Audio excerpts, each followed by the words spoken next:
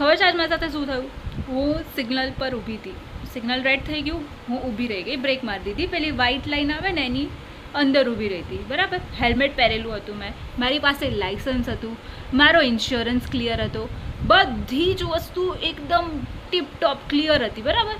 હવે ટ્રાફિક પોલીસમાં એક બેન હતા, એ બેન આવ્યા, મારી સામું જોયું, પછી મારી બાજુમાં એક છોકરો ઊભો હતો, એને હેલ્મેટ નહોતું પહેર્યું તો એની પાસે ગયા અને કે તે હેલ્મેટ કેમ નહીં પહેર્યું. મતલબ યાર ગજબ, મેં હેલ્મેટ પહેર્યું છે, મારી પાસે લાઇસન્સ છે, તો મારી પાસે નહીં આવતા, અને જેની પાસે નથી એની પાસે જઈને કે તે હેલ્મેટ કેમ નહીં પહેર્યું અને એનો ફોટો પાડી લીધો. મતલબ કે તમે છે ને જીવનમાં ગમે એટલા સારા કામ કરી લો ને તો કોઈ તમને એવું નહીં કે, મને એવું આવીને ના કીધું કે ભાઈ વાહ તમે હેલ્મેટ પહેર્યું જોરદાર, પણ પેલા છોકરાએ નહોતું પહેર્યું તો એને જઈને કે તે હેલ્મેટ કેમ નહીં પહેર્યું.